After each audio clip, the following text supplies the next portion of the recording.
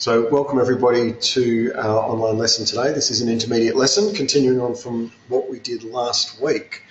Last week we were talking about a gentleman by the name of Paul Morphy. We've got some pictures of him up on the screen in front of you now. He was one of the most famous chess players of all time. He was the world champion back in 1858. He was the best player in the world. He came from America. He was born in New Orleans and grew up in New Orleans. And he went on to become the world champion. And like I said to you last lesson, the thing that I like about Paul Morphy most was his attitude. He had a great attitude towards learning and improving. He was always happy to lose a game. He was, I guess, the ultimate gentleman. So we're going to continue on and have a look at some more of the games that he played. In fact, we're going to look at a game that Paul Morphy played in 1863. So this was after he was the world champion. He played this game that we're going to look through. And the reason we look through games that world champions or the great players have played is because that's the best way to learn, is to see what other people have done, to see those strategies, and then to try and steal those strategies, install them into your own minds, and use them in the games. So there's an interesting story behind this game, and like I said, this is probably the most famous chess game of all time. Okay, there was every year in a town called Marostica in Italy, they have like this big festival, and they get real horses and real people dressed up as knights and kings and queens and bishops and pawns and things, and they actually play out a game live on this giant chessboard. The giant chessboard is in front of the Castle Marostica, and back in the 1400s when it was first built, they used that chessboard to play real chess, and people who would get captured would really get killed. And that was a bit gruesome, and they reenact that now, obviously, with actors and costumes and so forth.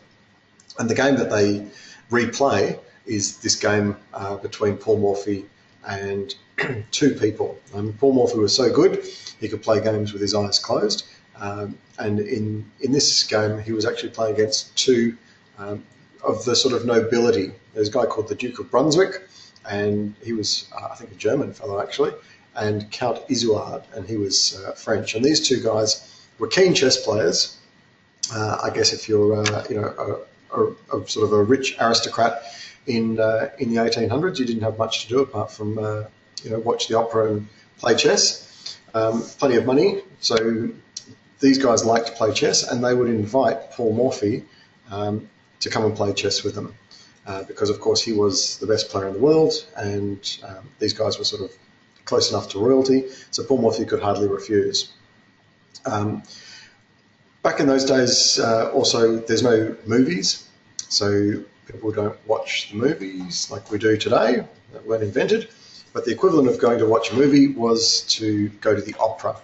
And so the Duke and the Count had a private box at the opera, obviously, and they invited Paul Morphy to the opera. Paul Morphy was really keen to see this particular play. But the Duke and the Count had seen it, a dozen times before, and so they were more keen to play chess. So Paul Morphy had to find a diplomatic way of sort of playing a game of chess with the Duke and the Count, but at the same time be able to do what he really wanted to do there, which was to watch the opera. I mean, that's what he's come for. So he suggested that the Duke and the Count play in consultation with one another, so they could help each other out and talk about their moves together. That's quite a good way of I guess, avoiding mistakes, because you're about to do a move and your mate says to you, oh, hey, that's not a very good move. Did you think about this, or did you think about that? So they would work together, and obviously two minds working together is going to be more powerful than just one. And Paul Morphy said that to give them a chance, not only would they work together, but he also wouldn't look at the chessboard. All right, so he would play, in effect, blindfolded, so without sight of the chessboard. Now, of course, it wasn't actually blindfolded. He just had his back facing towards the chessboard so that he could watch the opera while he didn't have to look at the chess game. And so he'd just keep the moves in his mind So they would say, oh, I'm going to move my knight from b8 to c6, and the game would sort of play on like that. So Paul Morphy could sort of concentrate on watching his show. When they were ready, they would tell him what the move was, and then he would sort of keep that in the track of his mind, shout out what his move was going to be, and the game would continue on.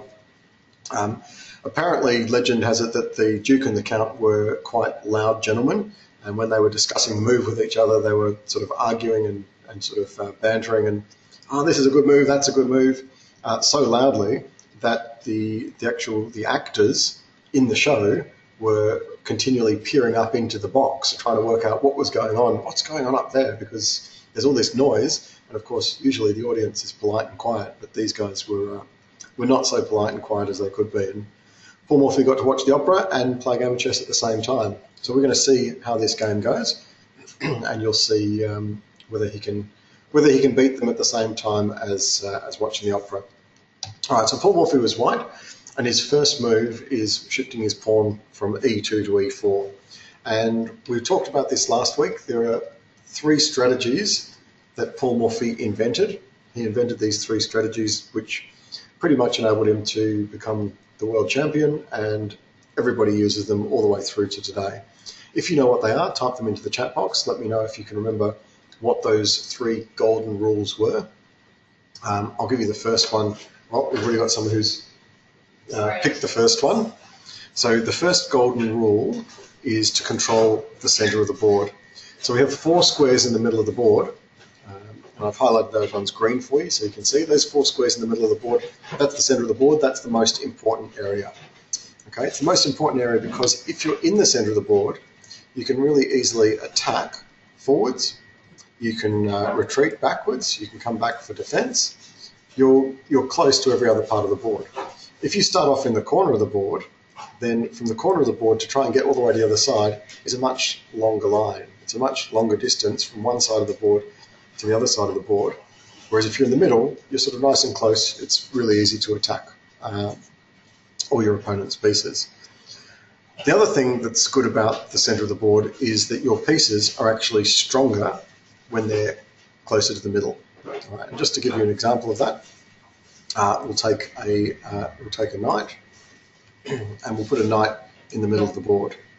Okay, so in the middle of the board, the knight here in the middle of the board can control 1, 2, 3, 4, 5, 6, 7, 8 squares all the way around the board. Okay, so he's pretty powerful. Compare that knight, right, for example, with a knight on the edge of the board. Right, a knight on the edge of the board. Right, he's only going to be able to control 4 squares. Same piece, half as powerful because of where he's located.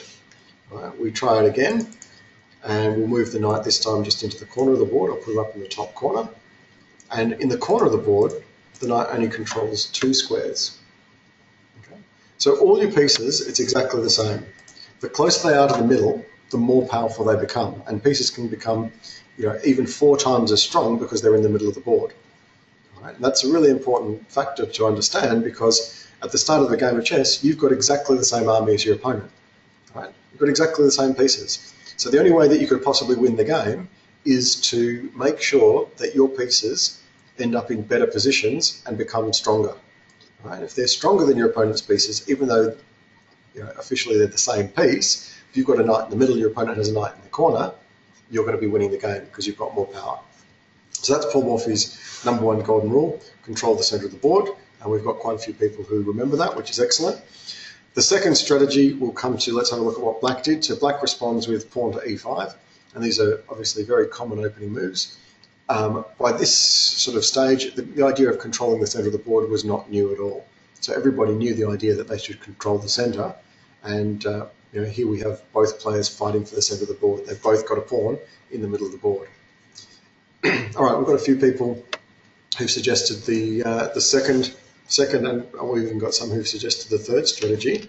The second strategy is to try and develop your pieces. Okay, developing your pieces basically just means get your pieces off the back row. Okay, so all of these guys along the back row, the ones that I've highlighted, they're your strong, powerful attacking forces. You want to get those ones into the game as quickly as possible. So Paul Morphy's second move is obviously going to be to try and get a piece off the back row and into the attack. So he develops his knight. You'll notice that when he develops his knight, he didn't move his knight to the edge of the board. Right? He could have moved it over to the edge over here, but he's moved it towards the centre because, of course, the knight's going to be much more powerful in the centre of the board.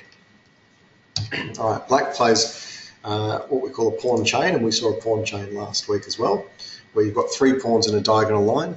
A pawn chain is really good as a defensive formation, but it's not so powerful as an attacking formation.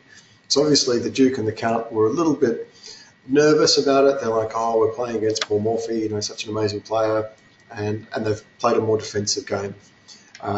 That's kind of the wrong way of doing things. If you're playing against a really good player, you should just play your normal game. If you like to be an attacking player, play attacking moves. Don't go defensive just because your opponent's a good player.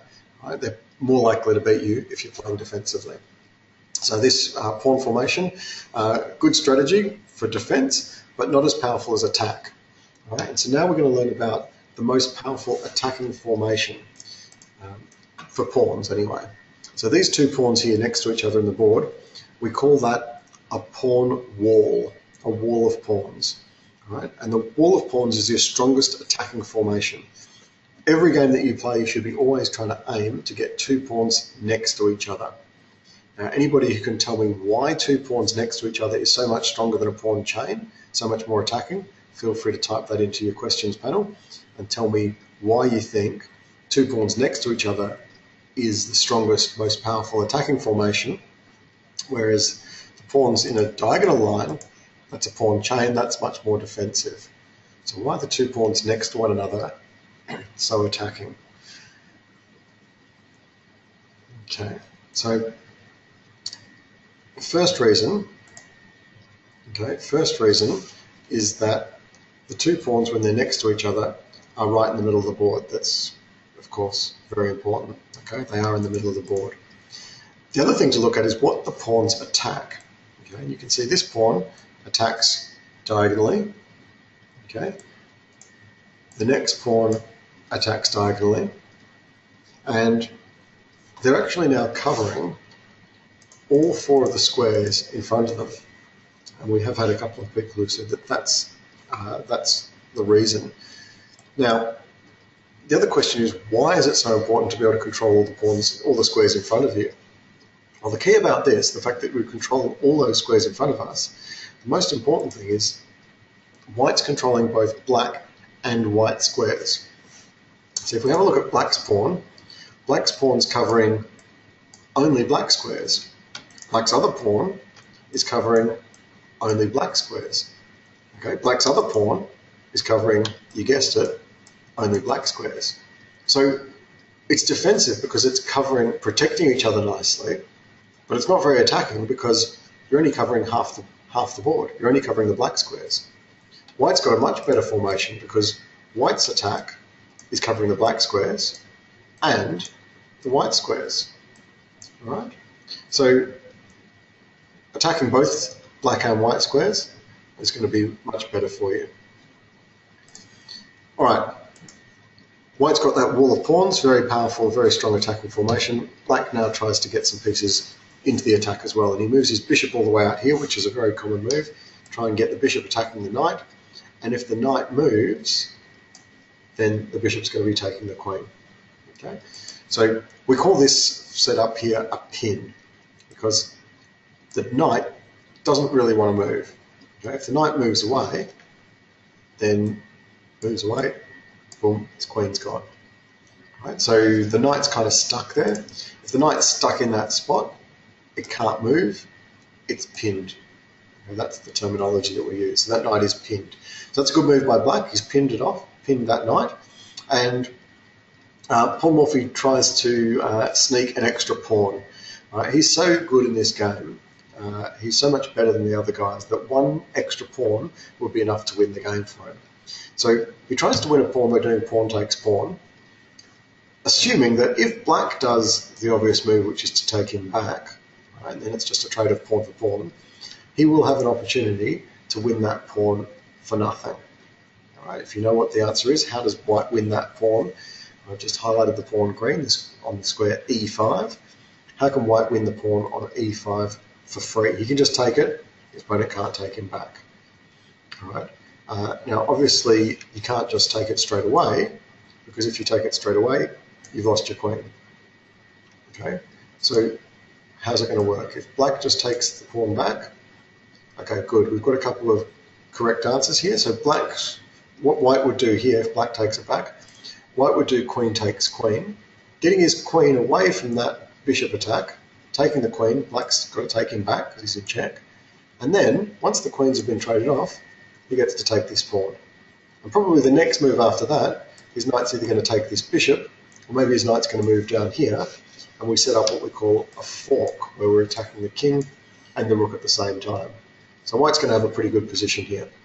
All right.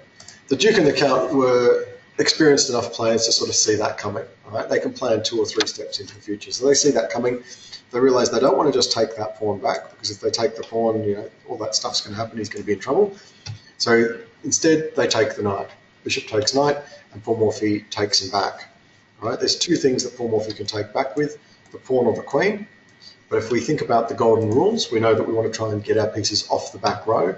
The queen taking back is like 1,000 times better, okay? Because we're getting a queen off the back row and into the attack. So instead of having all the pieces sitting on the back row, Paul Morphy's got at least 1 piece off the back row in the attack. Right, now black can take back the pawn. It's totally safe now. So that was an exchange of pawn for pawn. Black hasn't gained anything, but black hasn't lost anything. The only thing that I'd say is white's probably got a better position because he's got 1 piece off the back row into the attack. Now gets a 2nd piece off the back row into the attack. So now the bishop and the queen, there's 2 pieces developed, and black still has got no pieces developed. All of black's pieces are sitting on the back row, and that means that white's got a much more aggressive position, much more attacking. In fact, white is threatening checkmate next move. Right, if you know what the checkmate's, well, we've already got a few people who've told us what the checkmate's going to be. It's a pretty easy, obvious checkmate coming up next move. The queen is going to zoom all the way down and take out that pawn. We call that square the weak spot. It's protected by the king and nothing else. So next move, the queen can just come all the way down here, take that. It's protected by the bishop. Bishop's protecting the queen, and we've got a checkmate. All right, so that's an obvious move. It's a very simple checkmate. It's kind of like the 4-move checkmate. The same sort of situation would be occurring in this game. So back here, Paul Morphy's threatening to do a checkmate next move. Duke and the Count obviously see it. They just develop their knight, which is the best way of blocking it. Now the queen can't get through, jump over the knight to do the checkmate. He's got to do something different. So Paul Morphy does sort of an unusual move, because the 3 golden rules is to control the centre of the board, all right, number 1. Number 2 is to get your pieces off the back row and into the attack. So those pieces developed off the back row in the attack. And there's a few pieces that Paul Morphy hasn't yet come off the back row. So normally if you're just following the strategies, you would think, well, he should probably start developing some pieces. So maybe move this bishop or move the knight off the back row. But Paul Morphy actually moved a piece which he's already moved once before. He actually moved his queen across here to b3. Setting up his queen and his bishop both behind each other, so they've got what we call double power, where they're both attacking in the same direction. Okay. Now, that move is just sort of a sneaky little attempt at a checkmate. Okay. If the bishop takes the pawn, that'll be check. The king would have to move out of check, and then the queen's going to move in here, and because the bishop and the queen protect each other, black's in checkmate. So, sneaky move, just testing black out. Okay, if he plays queen to b3, a threatening checkmate, will black see the checkmate? Okay, and if he doesn't see it, well, it's game over. Of course, black did see that, plays queen to e7, using his queen to protect the pawn. Okay, good move, gets his queen developed off the back row, protecting the weak spot. The only bad thing about that is that now the bishop can't move. That bishop on f8 is blocked in. It's stuck behind the queen. So if he tries to move, he's going to be blocked in both directions. So that's going to be a bit of a problem later on for him. All right, Paul Morphy's next move. Interesting here, he has an opportunity. He could, if he wanted to, just take that pawn for nothing. It's a totally free pawn. But if he takes the pawn, black's going to trade off queen for queen. Black's going to go queen out here, check. Okay, so you can see the queen's now attacking the king, check. And if white just moves his king out of check or blocks the check, then the queen is now threatening Paul Morphy's queen. So Paul Morphy would have no opportunity but to do queen takes queen, traded off queen for queen, and now this great attack that he has going with his queen and his bishop lined up is gone. It's wasted. All right, so instead of grabbing an extra pawn and then having to swap off queen for queen, and he won't have his best attacking piece, he prefers to bring up another piece off the back row. And again, if we just do a quick count, we say white's got 3 pieces off the back row, black's got 2 pieces off the back row. Okay, so white's got 3 pieces, black's got 2 pieces off the back row, and that puts white in a better position. Right? It's a pretty easy game, chess. You just have to have more pieces developed. You've got to be controlling the centre of the board more. Okay, it's kind of even in the centre of the board. White's got 1, black's got 1, but white's winning this game because he's got more pieces developed, more pieces off the back row. All right, white's still threatening to take that pawn, so black has to find a way to protect that, and so he moves his pawn forwards, so you can use his queen to come across and defend that pawn. Okay, so that's not a bad move. Paul Morphy continues developing his pieces and plays bishop out to g5. Now, we've seen this idea before, where you've got a bishop wanting to take the queen, but the knight's in the way. So we call this a pin. Now this time, it's black's knight that's pinned. If black's knight tries to move away anywhere, he's lost his queen. So black's knight is stuck in that spot. Okay. And again, if we do a quick count, we say white's got now 4 pieces developed off the back row.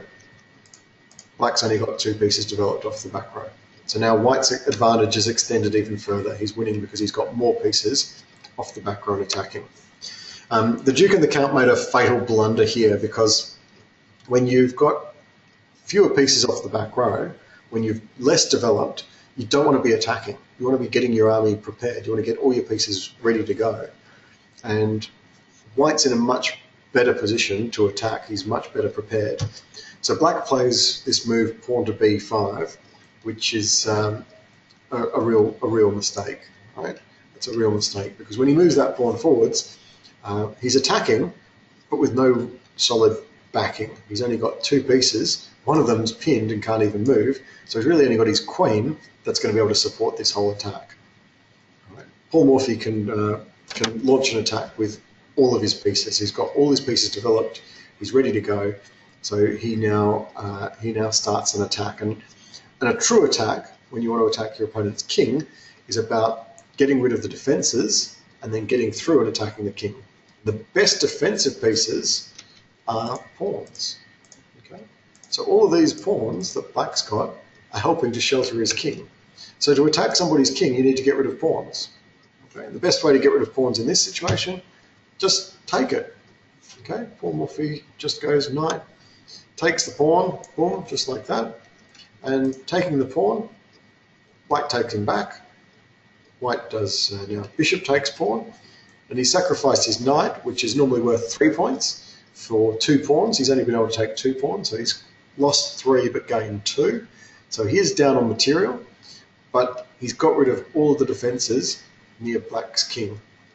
Right? And you can see black's king all around here is just wide open. There's no pawns anywhere near the king. So that king, all that open space there, no pawns are sheltering him. It's going to make life very, very difficult for black's king. Okay, black's now in check. All right, so you can see here the bishop's threatening the king. That's check. All right, check's not the end of the world. It's just a warning. Look out, your king's in danger, and black can get out of check. So black plays knight to d7, blocking the check, keeping himself safe. You might notice here another pin. All right, now white's got a pin in both directions. Both his bishops are pinning the knights. So poor old black, if he moves this knight, his king's in check, so that's impossible. If he moves this knight, the bishop's going to take the queen, so that's also not a very good idea. So yes, he's got 2 pieces off the back row. He's got his knights developed, but he can't move either of them. Right? Have a look at this poor bishop as well. That bishop can't move because it's blocked in by the queen and by the pawn. And if the bishop can't move, how's that rook in the corner going to get into the game? So poor old black, all of those pieces, right, are useless. Whereas white's It's got three really awesomely placed pieces. They're in good positions. His rook's going to find it very easy to come into the game. They just move across and come into the game. And it's, yeah, devastating position. White's definitely got a better position because black is really feeling the pressure now.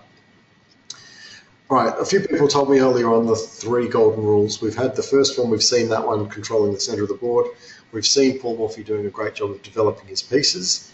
And now the third one, which everybody already knows, is about castling. Right? Get your king safe by castling. And in this position here, white can actually castle in either direction. He can castle to the queen side or the king side. Okay, so queen side castling, I'll just show you that one. Queenside castling means castling in the direction where your queen would start. Kingside castling means castling in the direction where your king would start. And when you castle, you can castle either left or right, either direction. It's the same move. Your king still moves 2 steps towards the rook, and the rook jumps over and lands next to the king. All right, so castling queenside, you end up looking like that. Castling kingside, king moves 2 steps towards the rook.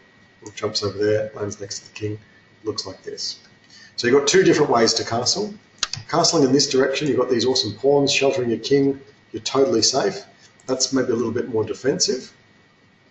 So in this game, Paul Morphy decided to castle on the queen side, the opposite direction. Castling on the queen side gives him a little bit of defense for his king because he's got a couple of pawns. But mainly, he's not worried about the defensive side of things, even though it is good to defend your king with castling. He's mainly looking at getting this rook into a really, really powerful position right in the middle of the board. Okay, so now the rook is zooming down, threatening that knight. This knight can't protect it. The queen won't be able to take him back because the bishop's there. So black has to try and get more defense for that knight there. So he moves his rook across and uses his rook to protect the knight. And you would think, just from looking at it, that, well, black's got all those pieces surrounding his king. Black's king must be safe. That's not the way it works. Those are all his powerful pieces. Those are the pieces that are best suited to attack. And if you use your attacking pieces for defense, they're not going to be very good at it. All right? Everything is built for a purpose. You can't eat soup with a fork. You can't cut your steak with a spoon. All right?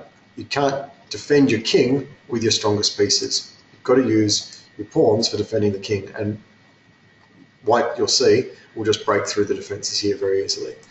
So white's first move, rook takes knight, sacrificing his rook to take the knight, getting rid of 1 defensive piece. Black takes him back. But again, we see that pins the bishop from both sides, pinning the pieces. So those pieces are sort of locked down. So this poor old rook can't move, this knight can't move, the queen's not in a very good position. So white now plays rook across here, getting his final piece into a great attacking position. All right, so now every single piece, the bishop, the queen, the other bishop, the rook, all these pieces are working together, attacking down towards black. And black's pieces are not great. These 2 pieces haven't moved and can't move. This knight can't move at all because it's pinned as well. This rook can't move because it's pinned. So basically, even though black's got the same number of pieces, in fact, black's got more pieces and better pieces, because they can't move, they're kind of useless. So white's got a nasty threat. Next move, he's going to take that rook, and the knight can't take him back. The queen can't take him back. Right? The queen can't take him back because he's going to lose his queen. The knight can't take him back because, well, if we go back a step, if the knight takes him back, the queen's going to be gone again. So he doesn't want to lose his queen. So he has to find some other way of protecting the rook. And the best, or the only thing he can do really, is to move his queen away. Because now, when that rook gets taken, bishop takes rook, which is what happened in the game, this knight is free to move because there's no more pin. So knight takes back. All right, here we are with a minute to go in the lesson, and it still looks like there's a lot of stuff going on. But in fact, there's checkmate in just 2 more moves, and that'll wrap the lesson up at 1:30. So what move can white do to finish off with a checkmate in 2 moves? Okay, so you've got to really think things through here. You plan out, I'm going to do this move, what's my opponent going to do? Oh yeah, I can see what black's move's going to be. Once you know what black's move's going to be, what's your second move going to be to deliver a checkmate? right? And we've got some incorrect answers at the moment, but no correct answer yet. This is not an easy move to see. When you're trying to work out a checkmate like this, the first thing to think about is putting your opponent in check. All right, so the suggestion could be queen takes queen. That's great, you put your opponent in check. When he takes you back, what's going to happen then? How are you going to do checkmate? Oh, can't do it. All right, another suggestion we had was to take that knight. That's great, you're getting rid of the defense, and then black will take you back. Still no checkmate. Or you've got to think about, well, if he takes me, what if he takes me back with the king? Because there's always different options. Okay, so again, no checkmate. All right, I'm going to have to show you because we're going to run overtime otherwise. White's move, amazing move, probably very unexpected to the Duke and the Count, was to move his queen all the way down to the back row and deliver a check across the back line. Okay, queen's putting the king in check. Now, why is that so surprising? It looks like a good move. It's check. The king can't move forwards because you've got your bishop here covering that square. Okay, so the king can't move forwards. The king can't move sideways because the queen's covering him. But there's an obvious move. Yep, everyone's seen that. Not a problem. The obvious move for black is just to take the queen. Right? So knight takes queen. Like Paul Morphy's just given up his best, most powerful piece for what seems like no reason at all. Of course, there is a reason. He's going to get something better than the queen. He's going to deliver a checkmate. He zooms his rook all the way down to the end of the board. The rook is protected by the bishop. Okay, and now black's king is in check. He can't take the rook because the bishop's going to be attacking him. He can't move his king out of the way because if he moves his king forwards, the bishop's attacking him again. He can't possibly put anything in the way. There's no space. So he can't take, can't block, can't run. There we have a checkmate. And Paul Morphy, with just two pieces perfectly placed, is able to beat black with more than two pieces. So guys, thanks very much for taking part in our lesson today. The recording will be available within 4 to 6 hours from now. It'll be up online. So if you want to review this, you can review this at any time. If you ever miss any lessons in the future, feel free to just wait for the email, jump onto the link and watch the recording. And we'll see you guys next week.